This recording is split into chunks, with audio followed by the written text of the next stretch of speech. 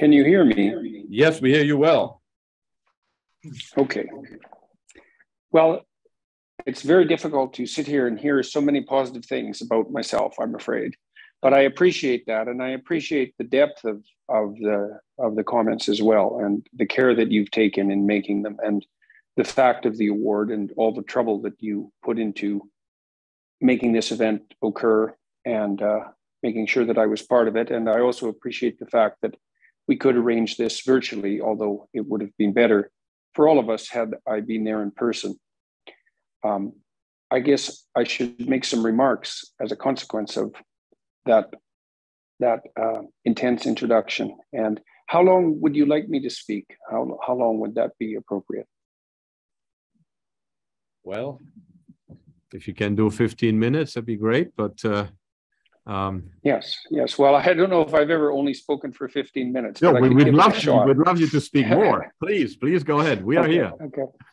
Okay. Well, I guess I might start with some comments. I'll start with some comments about what was brought up in the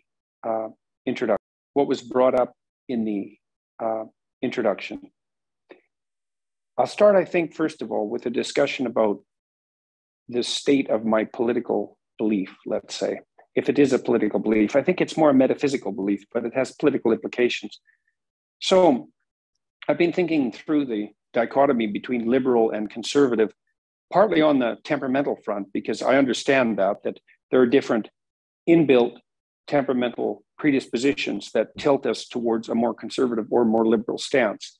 And I would say temperamentally, in some ways, I'm more on the liberal end of the distribution because I'm high in trait known as openness, which is a creativity dimension. And creative people like untrammeled information flow and tend to think quite disparately and in a more visionary manner. The price that you pay for that is false positives. Creative people can be in error radically with their perceptions of patterns and their determination of potential future paths. And so as you're more expansive in your thinking, the probability that you might be radically right increases, correct, but the probability that you'll be radically wrong also increases. And so that's the cost. I am also a rather conscientious person, orderly and industrious, and that's a more conservative trait. And so I straddle the uncomfortable divide between the two patterns of belief. But then I would say, philosophically, I've probably become more explicitly conservative in later years. And that's complex, partly because my belief that I was fundamentally liberal in my thought was allied with the notion that I believe that the individual is the proper level of analysis, politically and philosophically, theologically, ethically, all of that. I believe, along with Kierkegaard, let's say, that redemption is a matter of individual striving. And I am a psychologist, say, rather than a sociologist or a political scientist or an economist. And so even in my choice of profession, when push came to shove, I focused on the individual rather than on the group. But I have come to understand in recent years more explicitly, I would say, particularly under the influence of psychologists such as Jean Piaget, perhaps more than any others, but also more biologically oriented thinkers such as Frans de Waal and Jaak Panksepp, that there's a liberal and Protestant strain of psychological thinking that's actually predicated on somewhat of a misapprehension. And I think it expresses itself to some degree in our current culture-wide confusion about the nature of identity. And so if you read the humanists of the 1960s, like Abraham Maslow and Carl Rogers to some degree, although I think Maslow was more guilty of this than Rogers, you would get the impression, and you get this in some sense from the psychoanalysts as well, that sanity is a matter of individual self-actualization and expression. And it's best conceptualized as something that's fundamentally personal in nature. And so you could be, if you're optimally functioning on a psychological level, it means that you've actualized something that's intrinsic to you as a subjective being. And so even for Freud, who wasn't a 1960s humanist, let's say, sanity is something like the proper internal balance of three internal forces: ego, superego, and id. And even for Jung, who is a broader thinker than Freud and a deeper thinker, sanity is still something like the harmonious interplay of intrapsychic forces. And you certainly see that with the existential or the humanist psychologists of the 1960s. So psychological health is construed as something that manifests itself most particularly at the level of the individual. And I would say, in some ways, I believed that, and that probably shaped my choice of psychology as the science and practice of choice for me. But I've come to understand more explicitly, more recently, that perspective is lacking. And it's lacking in some ways the same way that the notion that the free market can exist independently as a moral agent outside an underlying metaphysical and ethical substrate, because I don't think it can. That's apropos to comments that were made in the introduction. The proper operation of the free market, and the free society for that matter, presupposes an underlying ethos that's more fundamental than either the free individual or the free market. And then the question starts to become, well, what is that underlying ethos? And I think that a number of disciplinary lines of investigation are converging on a very similar answer.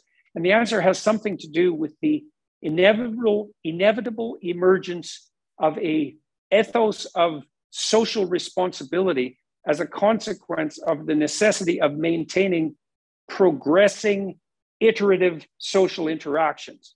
So imagine that, and this is also a failure of classic economics and its theories of man.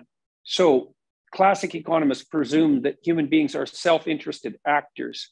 And they also implicitly define self-interested in a narrow manner that's predicated on the assumption of a certain kind of hedonism, a narrow hedonism. And so we maximize our self-interest. But the question is, well, what exactly is self-interest? And that's where things move from the liberal domain, I would say, in some fundamental way, to the conservative domain. So there's a self that you could bind in a moment. And I would say that's the self that would be after immediate hedonic gratification. And you see that manifest itself most particularly, let's say, in the case of addictive behaviors, where the motivational impetus is to maximize positive emotion and reduce negative emotion, but in the moment. And so people are tempted towards the use, let's say, of amphetamine-like substances like cocaine and obviously amphetamines that do increase positive emotion, or tempted towards use of sedative agents that decrease negative emotion. And speaking only as an advocate of hedonistic self-interest, you might say, well, why not? And the answer is, well, you pay for it later. And so what that means in some sense is that we need a more expanded version of what constitutes self-interest than the narrow self-interest of the moment. Because if you're acting properly in relationship to yourself, you act in a manner that works now, that doesn't compromise you in an hour or in a day or in a week or in a year, or maybe in 10 years, or maybe in 40 years, or maybe even throughout the life of your children. And because human beings are self-conscious and aware of the future, we do have a proclivity to take the self that's iterated across time into account when we're making what would otherwise be momentary and impulsive hedonic decisions. We know that people gripped by positive emotion, for example, are much more likely to be impulsive. And so that's the danger of happiness, and like the technical danger of happiness and positive emotion. And I do think that the voice of conscientiousness is in large part the sense of the violation of the iterated versions of the future selves that unfold across time. And what that means on the conservative side is that even when we're acting in terms of our individual self-interest, if we're doing that in a mature manner, then we have to treat our personal selves as a community of variegated individuals, different individuals that we will become, in some sense, a say in what we're doing right now. And so the answer there is, well, don't do something today for which you're going to pay for direly tomorrow. And then we might also extend that, and I think this is directly analogous to the fact that, well, and this bears directly on issues of identity, but we'll go there later. I want to take myself into account, but then I'm married. And so then the question immediately emerges, just exactly how much of myself is my wife? And the answer is, well, if it's a true marriage, then a lot. At minimum, even phenomenologically, the quality of my interactions with her are going to make up a lot of the experiences that I deem as my experience. And so it's very difficult to say in what way she isn't me.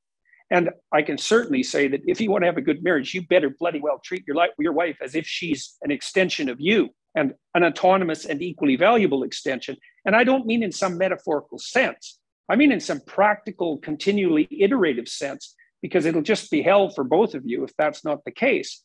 And then the two of you, husband and wife, let's say, you're going to be embedded in a family, either with your mutual parents or with your children or both.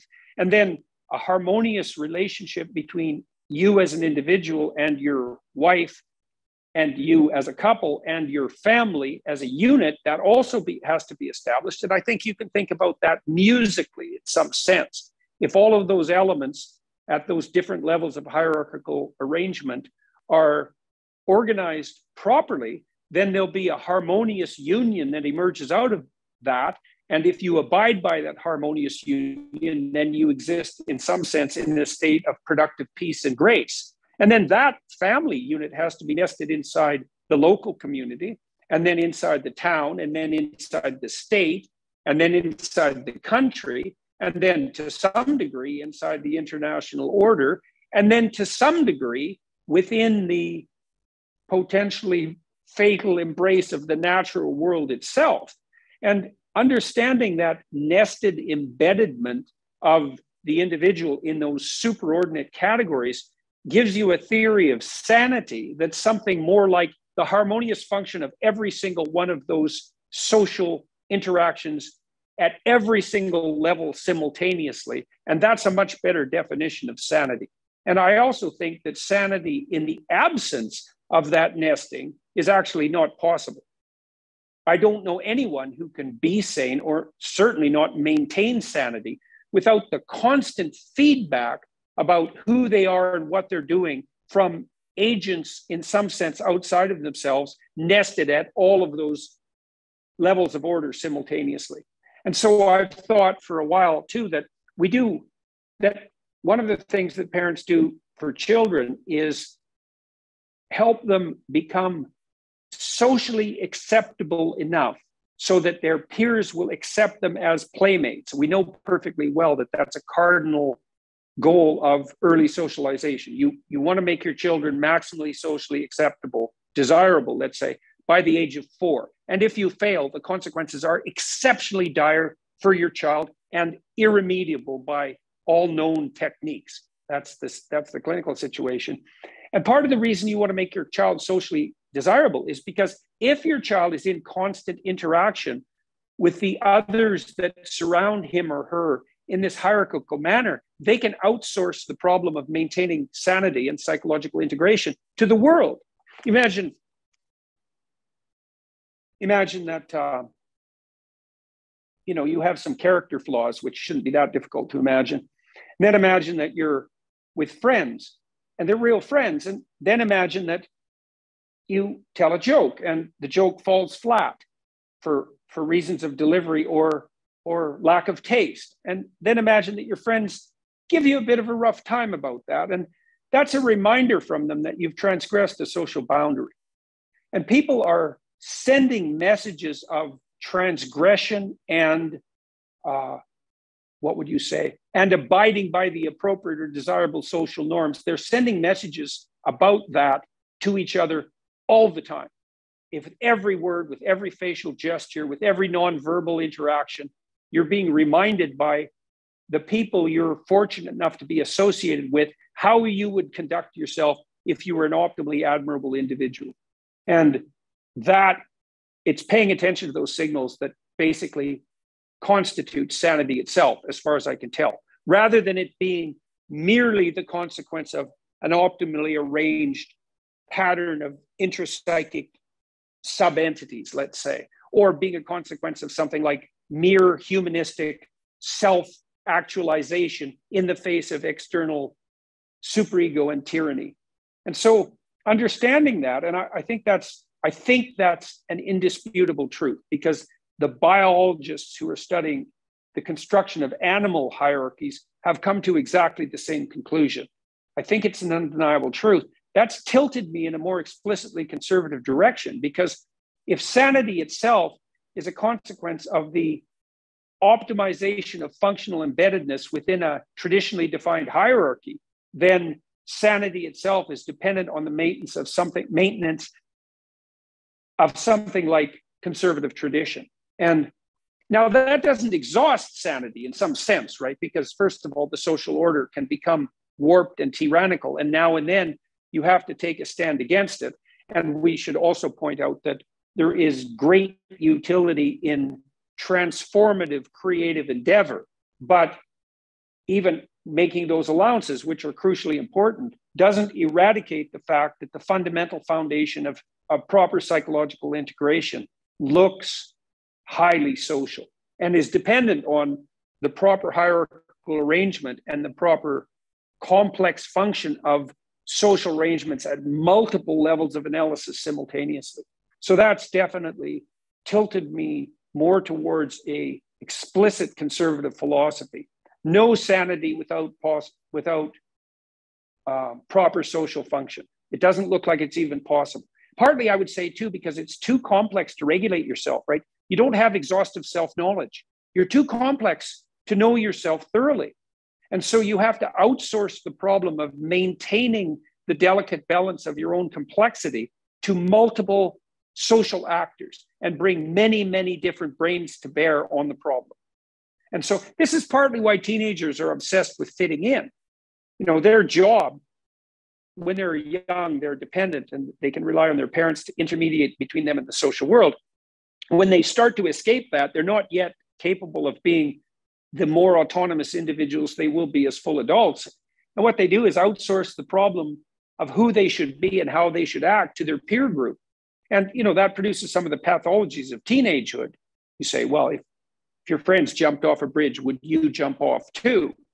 And the answer that most teenagers would give, if they were honest, is, yeah, I jump off the bridge right away, because my friends would torture me to death if I was too cowardly to do so. And the proper parent would likely say, well, I can understand why you would do that, because your fundamental goal is, in fact, to shape yourself into someone who can play by the rules of your peer group. But you have to remember that there's something beyond that as well. And that would be that contribution of individual creativity and integrity back to the group that we discussed earlier. And so I think that's what situates me more comprehensively and more explicitly on the conservative front. And then I would say there's one other element too that's probably relevant, and that has to do with a deep understanding that I've developed, at least deep for me, on behalf of the role that religious traditions play. And so I'm going to walk through that very briefly, and then maybe I'll bring these remarks to a halt. So I have come to understand more comprehensively since I wrote Maps of Meaning that not only do we view the world through the lens of a story, but that is inevitable, that there is no other way of viewing the world except through the lens of a story. And then I would say further that what we call a story is actually the verbal description of a lens through which the world may be viewed. And the reason that we value stories and the reason that they're attractive to us is because knowing how to look at the world is so valuable that we have an instinct that directs us towards being gripped by any representation of such a lens. And then this has to do with the issue of whether the world is a forum for action or a place of things. And I would say we even see the place of things through a description of the forum for action. And so value is actually prior to perception. And I also think the cognitive science, the most advanced cognitive science, points in that direction. And also it points in that direction unhesitatingly. Because an emergent problem has developed, partly it drove postmodernism. The emergent problem is that any set of potential perceptual phenomena is so complex that it looks irreducible. And so whenever you look at the world, and I mean at any given visual scene or auditory scene for that matter, you're faced with the problem of an almost infinite multiplicity of possibility. And so the question is, well, how do you focus your attention? And that is really the question, because without focusing your attention, you cannot see the world. You can't even get to the empirical phenomena. And the answer is, well, you perceive the world through a hierarchy of attentional prioritization, which means that you look at one thing and not all the other things you could look at. And then you might say, well, what do you look at? And the answer is, you look at the thing that you calculate to be the most important thing that you should look at that moment. And most important means most valuable. And then you might say, well, how do you make that determination? And that brings us back to the investigation of a hierarchy again. You know, you might say, well, why are we all gathered together in this room? And the answer is, well, because we're involved in an award ceremony. And why are we giving an award? Well, because we want to signify the existence of a certain pattern of action. And we might say, well, why do we want to signify that pattern of action? We might say, well, we found it admirable. And then we might say, well, why did we find it admirable? And we could say, well, it partakes of the class of admirable actions. And then we could say, well, what is that class? We could say, well, it's part of the encounter between what is known and what is unknown, the courageous investigation of the frontier. And then we might say, well, why would we bother with that? And the answer is, well, that's how we establish and update our knowledge. And we do that because we want to live in the most fundamental and productive possible manner. And then we can say, well, that's all encapsulated inside something like the notion of the logos. And that's quite the damn story. And that is the fundamental story. And I've become almost completely convinced now that not only is that the fundamental story, but it has to be the fundamental story. And that the religious stories that undergird our culture are in some sense so true that they constitute the fundamental precondition for truth itself. I'm writing a book now called We Who Wrestle with God. And and you might say, well, what's the fundamental reality? You might question, what's the fundamental reality? Because you could say, well, it's a description of things and not a map for action and perception. But I don't think that's true, because a description of things cannot tell you how to act. That's the famous is-ought problem. And that's partly because you can derive a very large number of potential pathways from any description of a given situation. So you can't follow the science, because the science does not give you a direction. It gives you some hints as to what a potential useful direction might be, assuming certain values, but there's no unerring guide from the description to the action. And so then the question is, well, what's the unerring guide to action? And I would say that's fundamentally derived from tradition. And one of the things I've started to understand about the biblical corpus is that it's a sequence of characterizations of the nature of the spirit that unites us psychologically as individuals, but also socially as communities. And so I'll just walk you through a bit of that, give you a flavor of it. So for example, God in the opening chapters, opening sentences of verses of Genesis is presented as the source of order that uses something like the logos to extract order out of possibility. And then that's a model for the image in which men and women are made. And I think that's exactly right, because I think we are creatures who confront the horizon of possibility and transform it into order. And I think we can do that ethically, in which case the order we extract is good, or we can do it unethically, in which case the order we construct is bad. And I see that as a fundamental truth. We're creatures who wrestle with the indeterminate horizon of possibility that constitutes the future. We are not deterministic machines. In fact, first of all, we can't be, because the universe is not deterministic. And because the universe is not deterministic, the horizon of the future is unpredictable and no algorithm can compute it. And so we're not automaton robots, period. And the science says that, I would say, beyond a shadow of a doubt. And so that's the first characterization of the divine spirit that should be imitated. And the next characterization, or a later characterization, is God is the spirit that you walk with if you walk unself-consciously in the garden.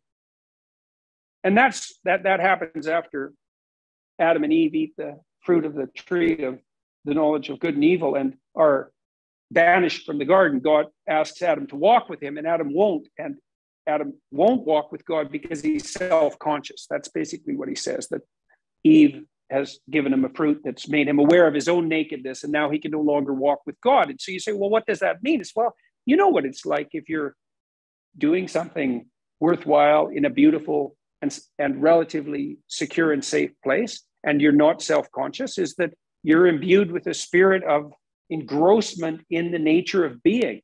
And that might be momentary and transitory, but you certainly enjoy it, and you certainly regard it as a pinnacle experience. And you might do everything you can to make that experience happen over and over if you have enough courage.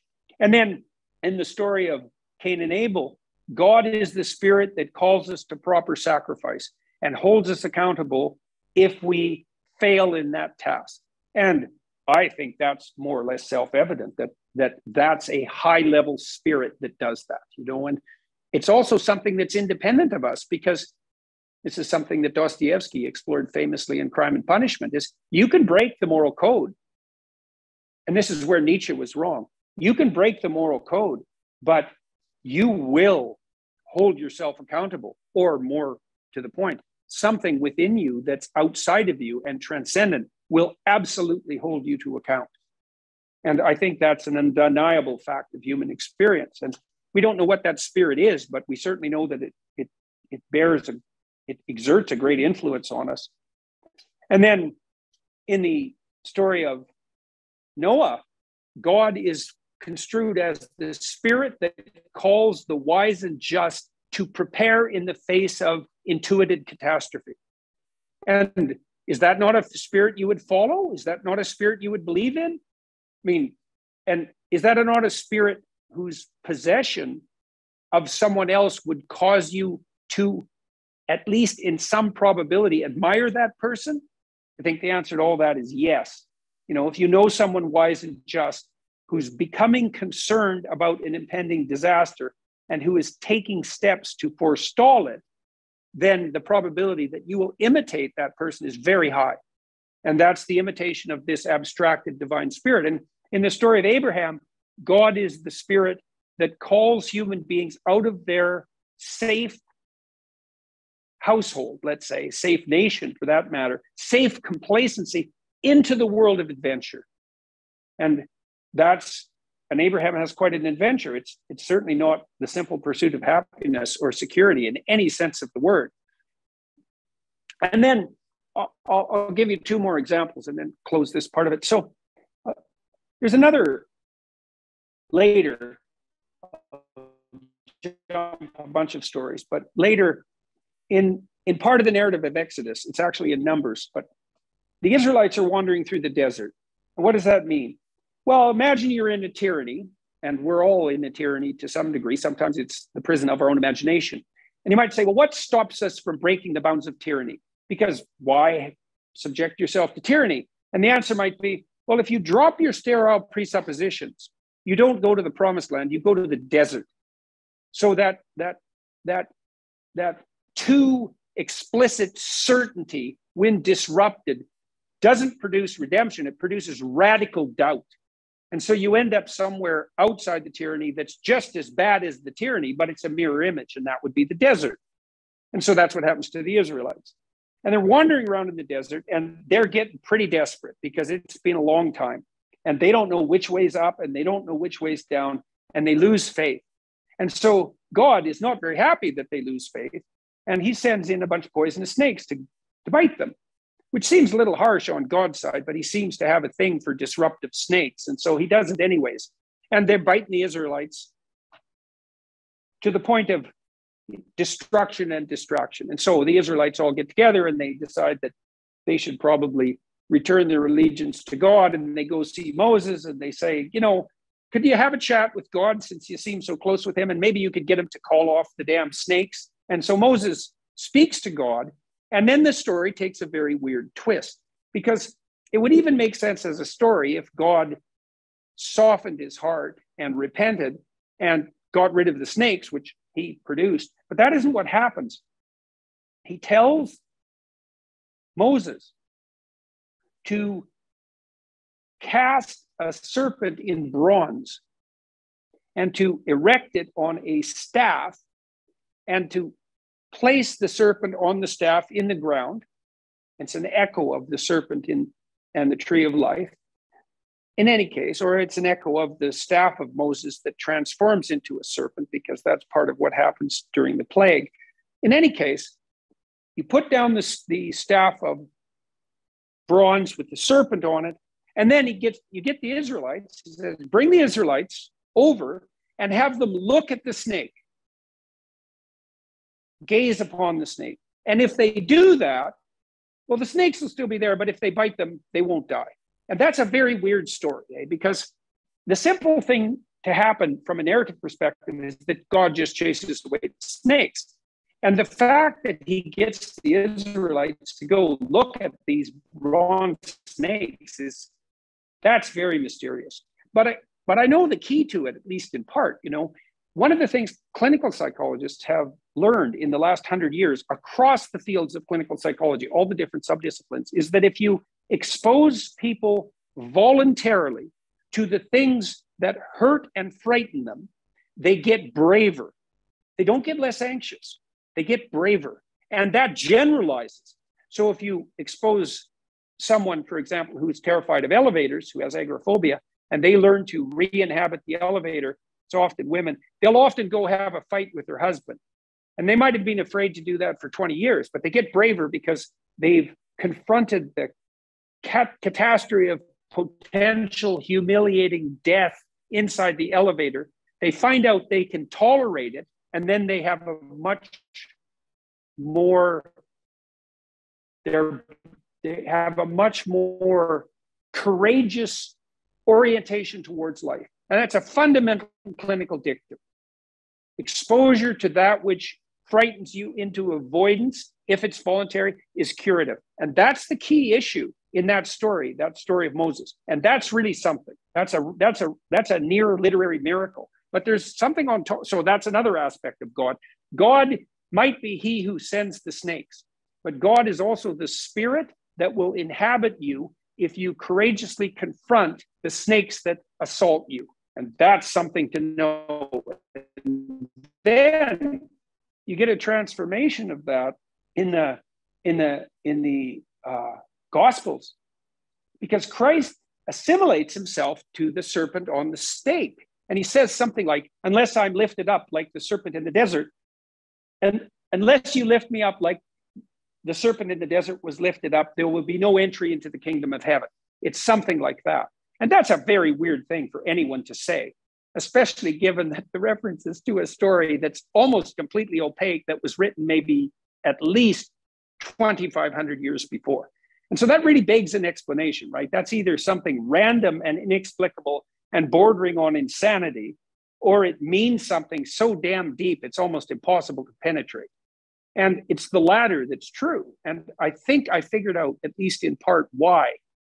And so imagine that it is the case that voluntary exposure to that which petrifies you is curative. And I think, as I said, the evidence for that, that's actually the mechanism of learning itself, right? Because when you encourage children to push themselves beyond their current horizon, they do have to encounter something they're made timid by and overcome it. And that process of adaptive overcoming is the process of learning.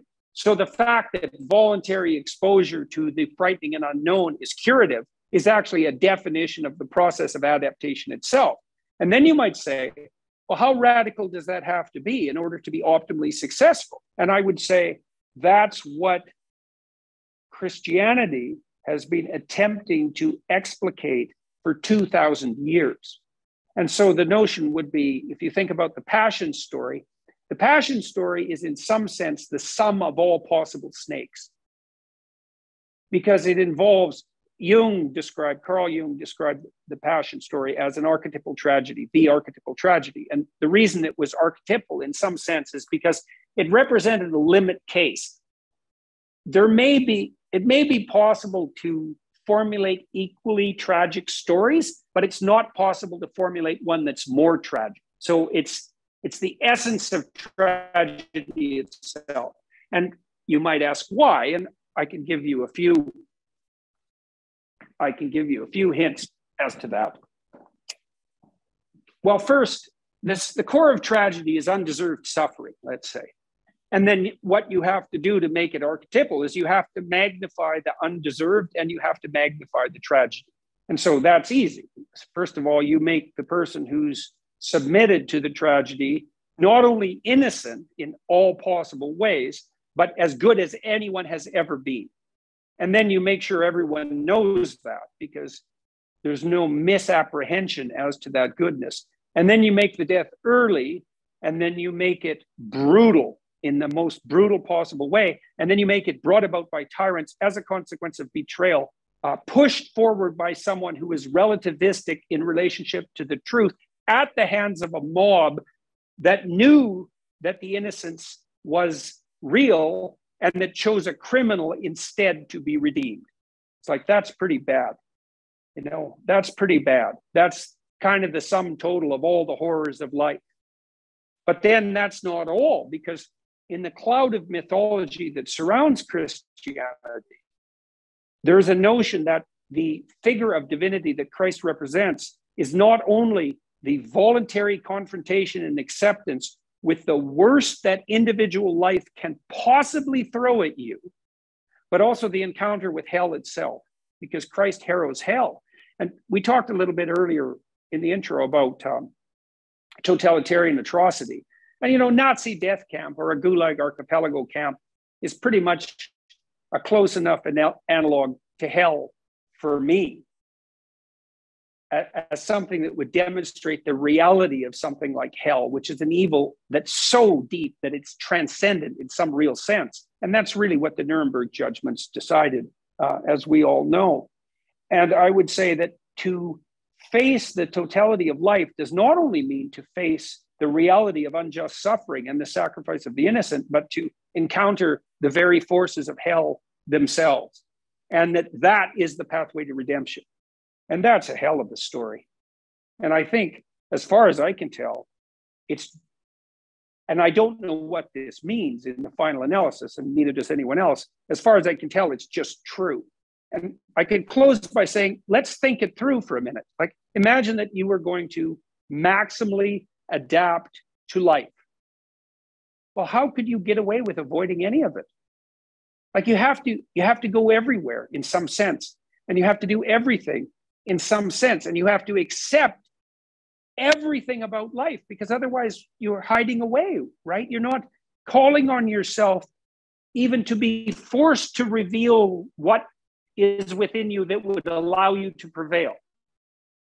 And so that would mean, in some sense, that Christ is, speaking psychologically, the proper model for emulation, because the proper model for emulation is the radical acceptance of the suffering that characterizes life and the hellish aspect that's a consequence of, well, human insufficiency and sin. And that's on each of us. And I think that is the central Christian doctrine. And I also think that's the foundation stone of Western civilization. And so I suppose all of that also makes me a very strange sort of conservative, but still a conservative.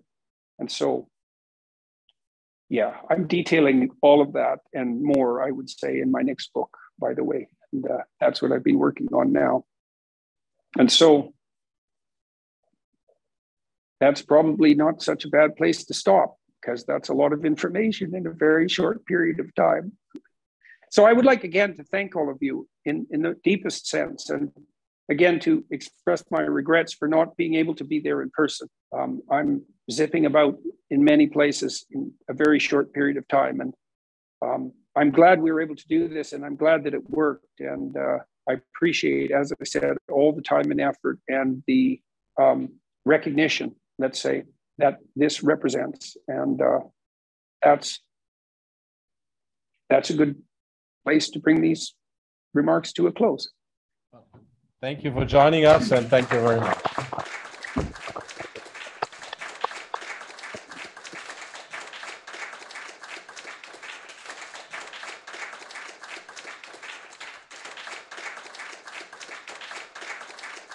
And all best and good luck, and may you continue with your work. We need you.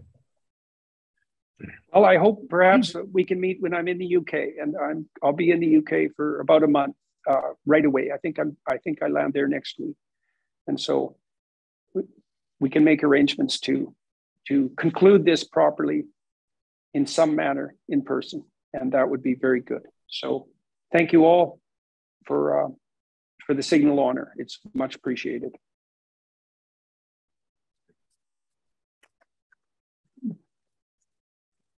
Yeah, we're offline.